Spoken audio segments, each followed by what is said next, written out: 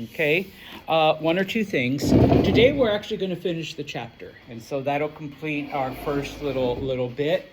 So on Monday, we will spend time reviewing. I always prepare a study guide for my classes, so you will get a study guide.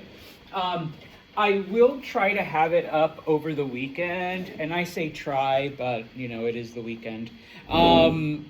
For those of you who may be anxious or like to get a head start on things, okay? And then, of course, your exam will be Wednesday. It will cover chapters 1, 2, and 3, specifically the items that we go over on Monday, all right? So, with that, like I said, we will finish up the chapter. Which we have basically dealt with the Indo-European migrations, okay? And yes, I am going to ask you the effect that these Central Asian tribes had, all right, on the societies that they mixed with, okay? I will ask you what was the impetus, what caused all of this.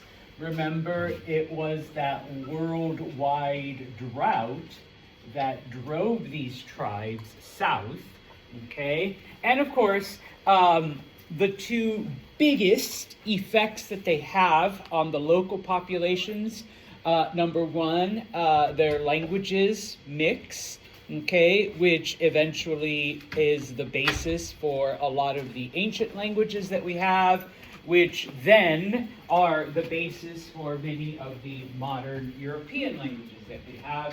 And of course, number two, they brought horse culture. They brought a culture of horses and chariots and using horses for transportation and for work and for all of that, okay?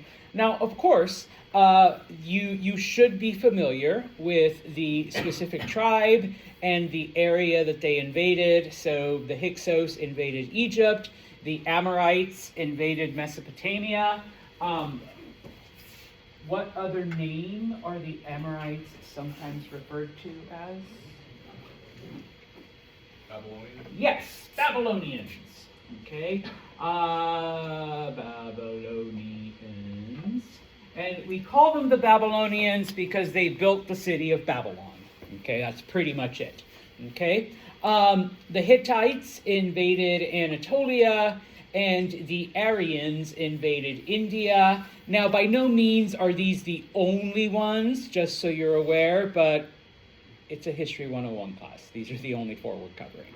Okay, those of you that go on to major in history, trust me, you're going to have to know more tribes and more places and smaller tribes and specific things that they did. Now, I did just summarize, a couple of the things here because these are like specific effects, Obviously, these are the general effects that these tribes have, but the specific effects in Egypt, remember, the Egyptians don't take kindly to being invaded. So after, about 75 years, they overthrow the Hyksos by adopting their weapons, adopting their strategy, and then during the New Kingdom, the Egyptians become very warlike. They begin to conquer. They become very aggressive. Okay? When it comes to the Amorites in Mesopotamia, the Amorites adopt a lot of the Mesopotamian traditions and stories and writing and literature, and so that's why we can still interpret cuneiform. That's why we know the story of Gilgamesh. That's why we still measure time in 12s and 60s, okay? And stuff like that. And of course, the most famous thing to come out of them is the Code of Hammurabi, okay? The Hittites, in this case, they are aggressive and they start off as a warlike tribe, but then because they do become interested in money and power, bless you, and getting rich, they become famous for their diplomacy and their trade and things like that. And then finally, the Aryans invade India, Okay, it's known as the Vedic period, and it is this mixture of Aryan culture and Indian culture that eventually becomes the basis for many of the Indian traditions that we will study later on. The idea of reincarnation, the idea of many gods, the idea of, different castes, and, all of this other stuff. Okay, but we'll get to that in like chapters 4. All right, 4 and 5.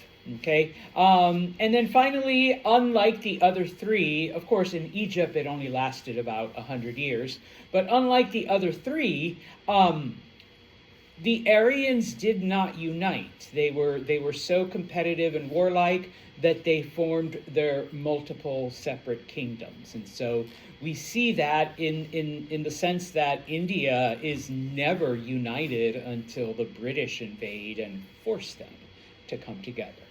Okay? And so now we're going to shift gears slightly, okay, and look at China. All right? Now, even though we do see some Central Asian tribes invading China, it doesn't have the same effect or the same pronounced effect that it does on these cultures.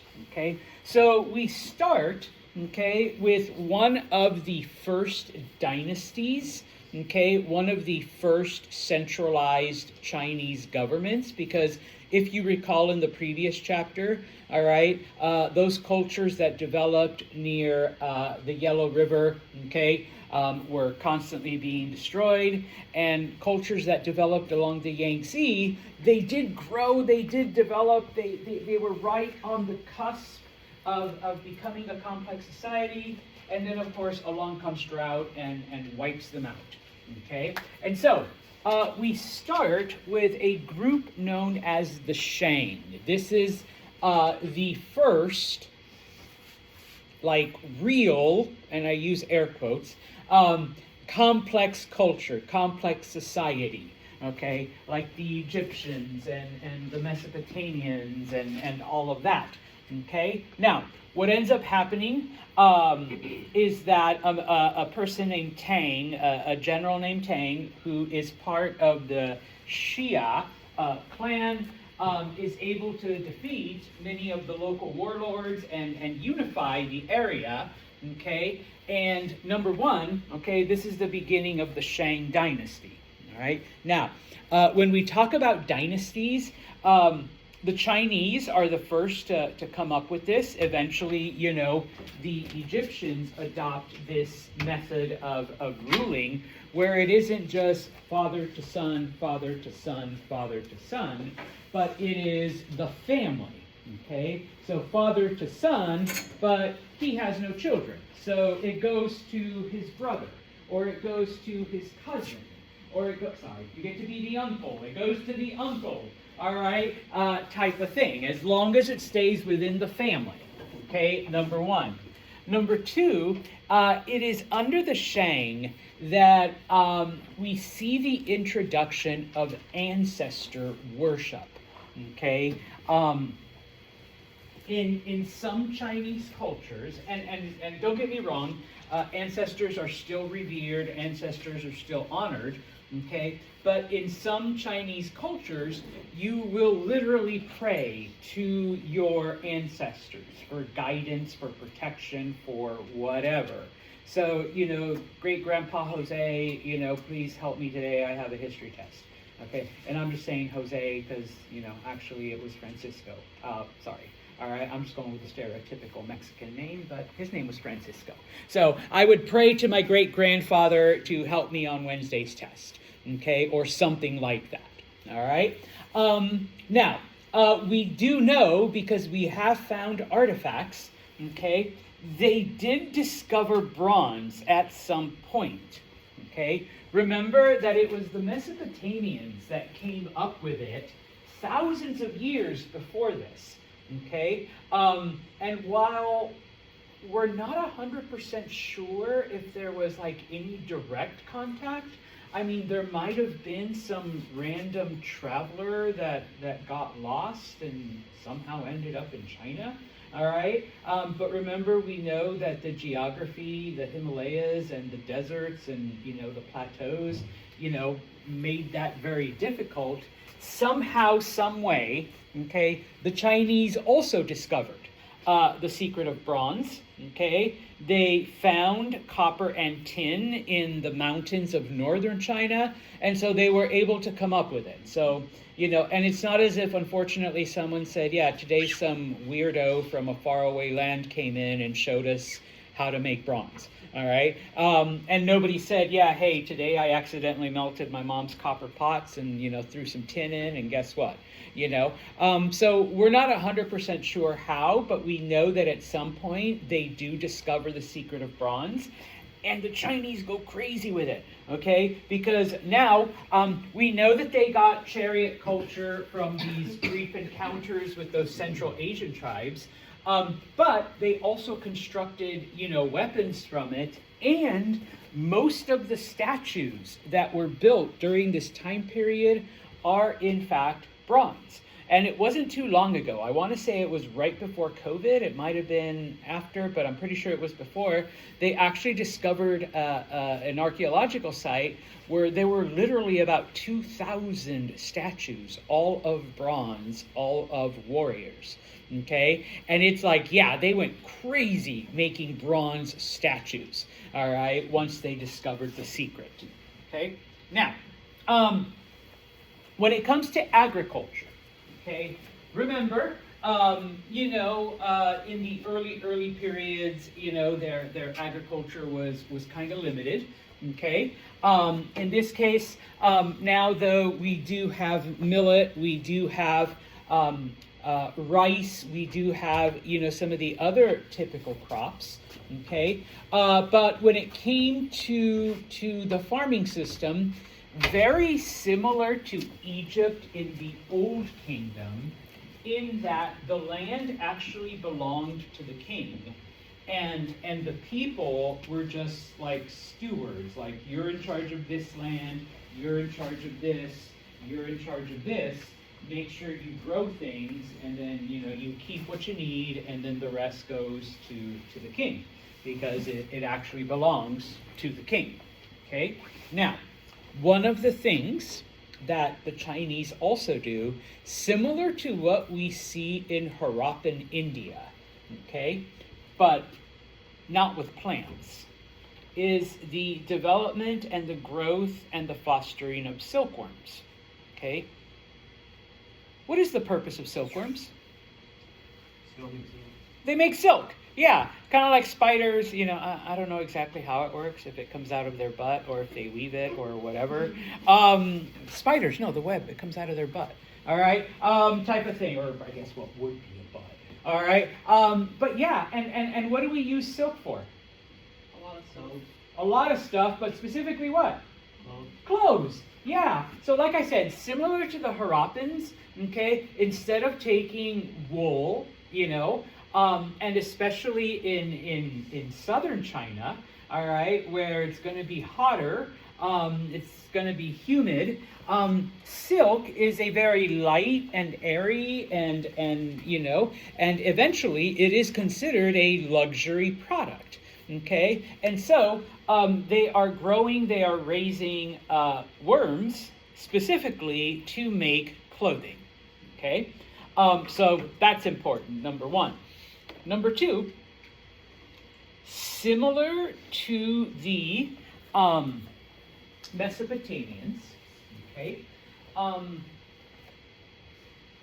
the Chinese of the Shang period discover that it does in fact take the moon 28 days to complete a cycle around the earth.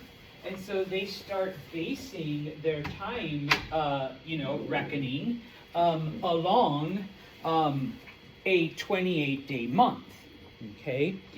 But unlike the Mesopotamians, the Shang also realize that from the time that this is happening to the time that it happens again, and I'm pointing out the windows,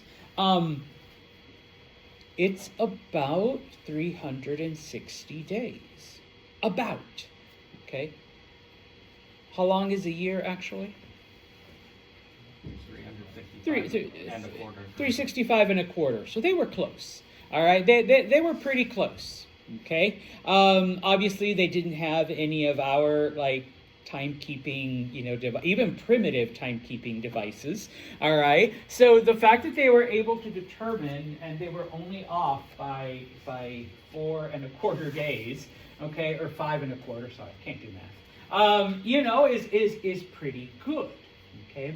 But once again, over time, they realized that our smaller measurement, the month, and our larger measurement, okay, don't quite coincide. At least over time, everything's going to shift. They understood that 28 days don't fit into 360. Okay, the divisions don't work. Okay, now 365 and a quarter. How do we today in modern times reconcile that extra 0.2, it's actually 0.2631, some weird shit like Which that. is why also day. every 100 years we like skip a leap year or something. Okay, so go back though. All right, so how do we reconcile that? Leap years. Yeah, every 4 years we add a day. Every 4 Yes, days. every 4 years we add a day to February. Okay, not this year, it was last year. Okay, where you have a February 29th. Okay, we add a day and then, okay, we're happy, it evens out. Kind of, sort of, we're off by a few seconds, we're off by a few minutes over time. And yes, if you ever want to dork out or go down a rabbit hole, there are rules, there are exceptions, there's exceptions to the exceptions. So every 100 years we don't actually have a leap day, unless it's the millennium mark, which is why in 2000 we did have a leap day. No, for real. I mean, you guys were probably not even a naughty thought in your parents' head. But I was alive, all right? You're like, I wasn't. I was born in 2004. Stuff like that. So yeah, okay? My point, sorry. The Chinese figured this out. The Shang figured this out. And so what they would add every couple years was an extra month to the year. Okay? I know. It's bad enough when you think, oh yeah, tomorrow's March. Oh shit, no it isn't. It's, 2020, 2024. No, we got a extra day, February 29th. Okay? Imagine going along and Happy New, oh damn it, no, it's an extra month. It's one of those years. All right, so we have a whole extra month before, the switching.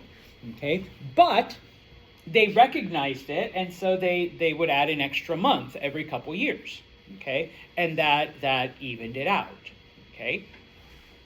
I mean, I don't know if I'd rather have just normal and then have an extra month every couple years, or do what we do now and just have an extra day every 4 years. I think at the end of each year, we should have a period of time where days just don't matter, and then we just start where we should. That would be our leap month. It's like, okay, free for all. You don't got Yeah. to go to work. You don't got to do anything. You can just, all right? It's, type of thing. Okay? Now, the Chinese, okay, ahead of some of these other cultures, could predict solar and lunar eclipses because of this. So with fair accuracy. All right, and of course for them, while some of these other cultures and even in the Americas amongst the natives, it was like, oh my God, no, the sun god is asleep, or the jaguar god is blocking the sun. No, they knew it was cycles, and it was just yeah, something's happening, and so it wasn't like an angry god hiding the sun today, but that. Okay, now, just a couple of things then when it came to Shang culture, and a lot of this we still see, not just in Chinese society, but in Asian society in general, bless you. Number one, many generations lived together. Okay, so you had grandparents, parents, children, 4 or 5 generations.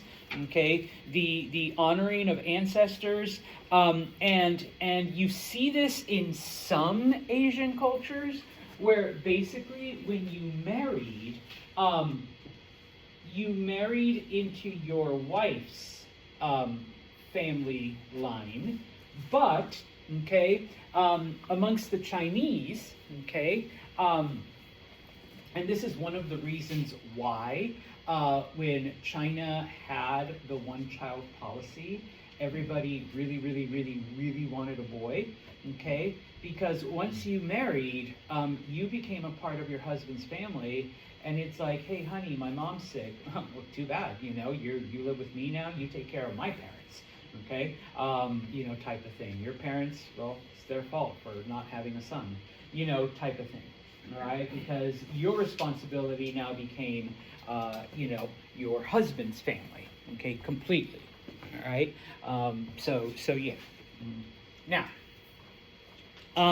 in this case now, not so much like the Egyptians, okay, but to a certain degree, royalty had their possessions and family members buried with them, okay, not because they believed in an afterlife, okay, but because they believed that the soul of the dead would be happier if he had, you know, his favorite chair, or her favorite, I don't know, table, or like my best friend. Okay, so it's like, all right, hey, Santos died, and you were his best friend, and he liked you, so you're gonna die too, and you're buried with him. All right, so you know, keep him company in the spirit realm. All right, and I was like, okay, I guess I'm dying, type of thing. All right, now, even though the kingdom was a type of theocracy, okay, we need to throw out a definition here. What is a theocracy? Does anyone know? Okay, that's okay. Oh, yeah? It's a government based off of the church. Yeah. Let's go with government based off of religion, okay? Because it can be any religion, not just one specific church.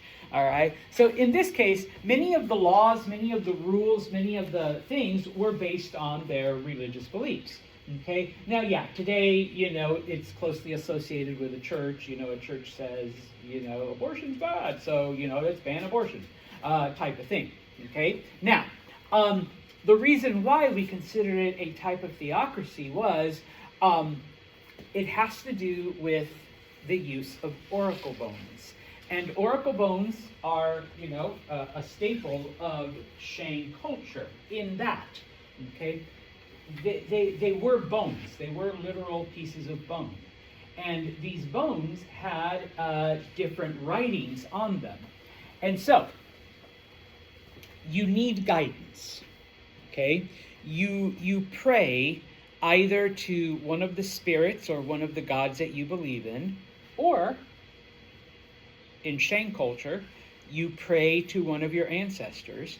But how do you know what their answer is? How do you know if they've answered your prayer?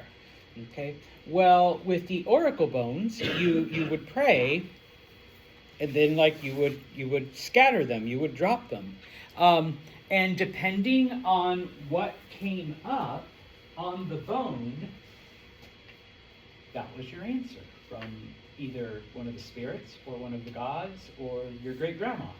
Okay. Ancient Magic 8 Balls. Thank you. Yes, I was going to go there. All right. If you've never played with a Magic 8 Ball, you know, it's got like set answers, and it's like, will I get an A on the test? You know, ask again later. Oh shit. Okay. Will I get an A? Odds are against it. Okay. They're always negative too. Type of thing. All right. And so yeah.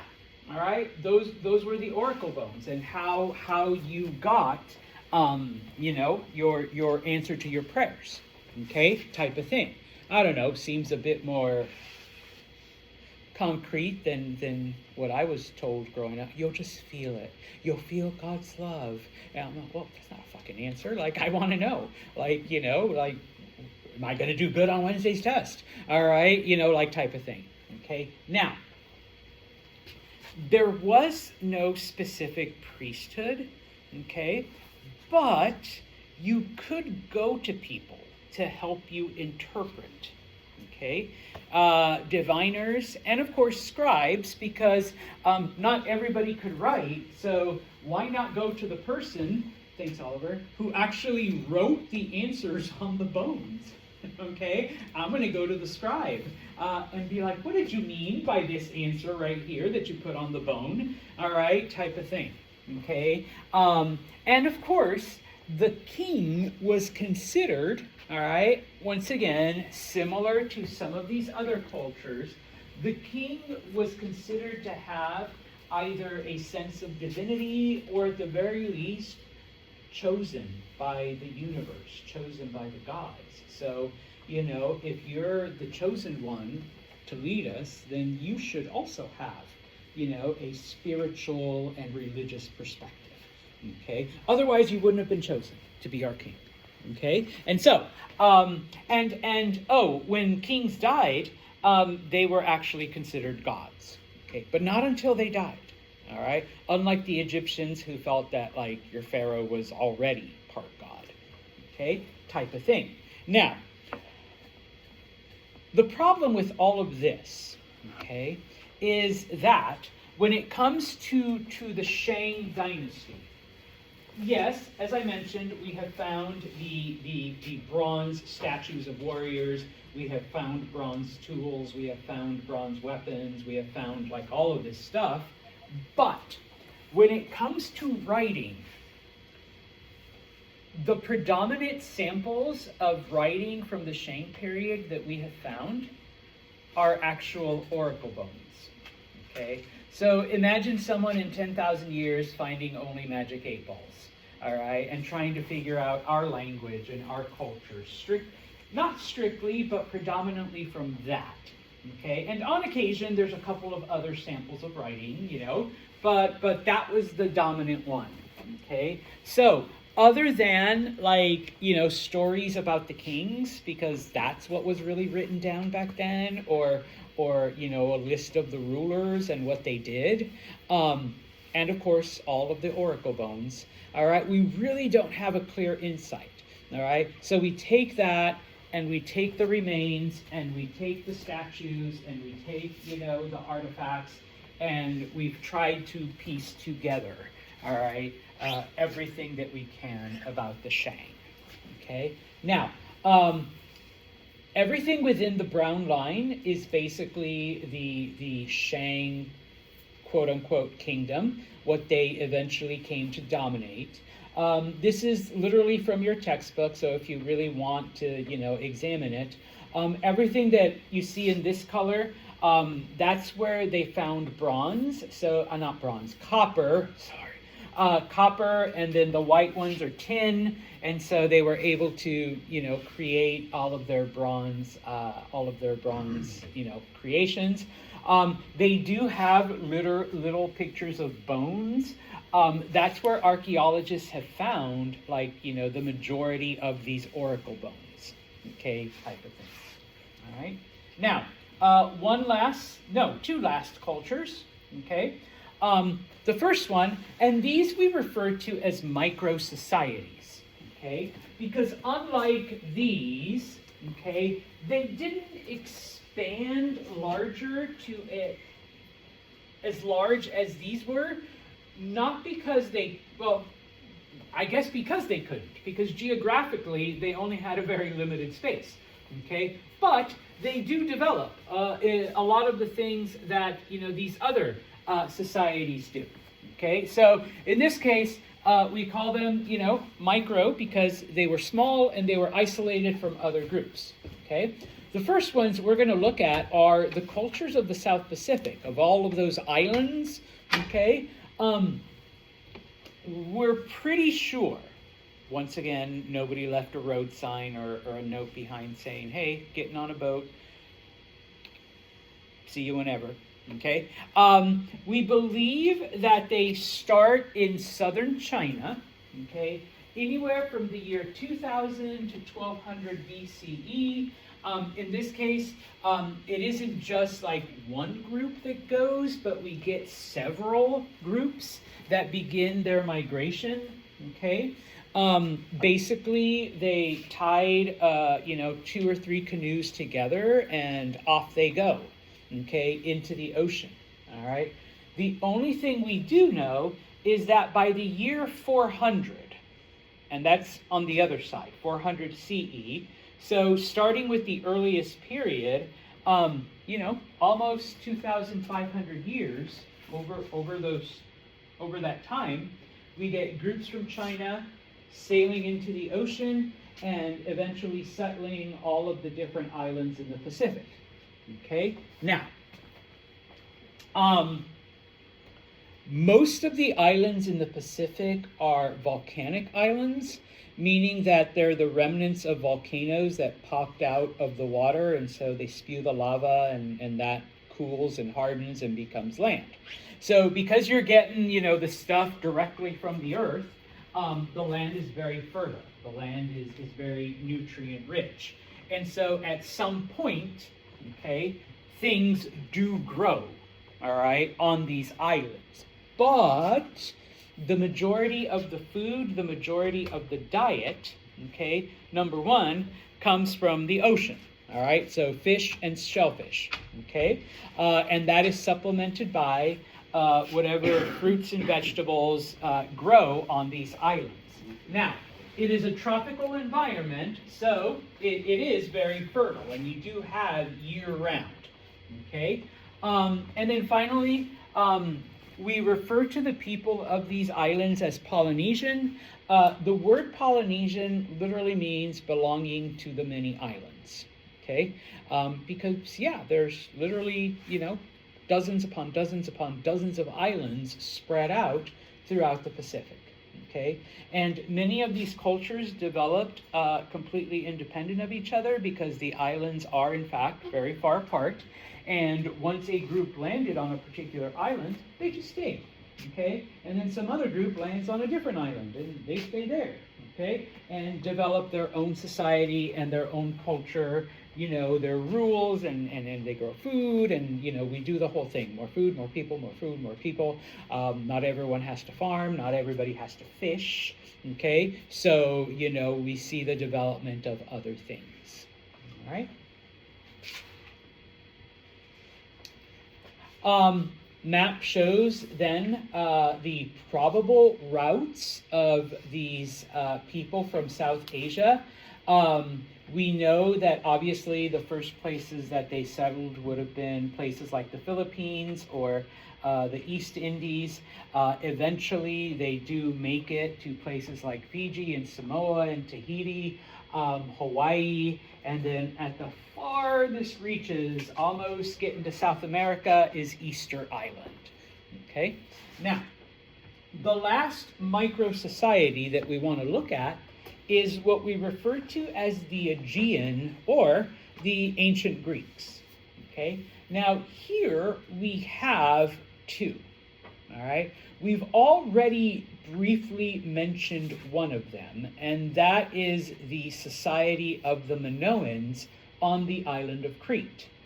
They developed their own little culture on the island. The island had a lot of gold and a lot of precious metals, and so they were able to use that eventually when humans decided that gold and other metals were worth stuff.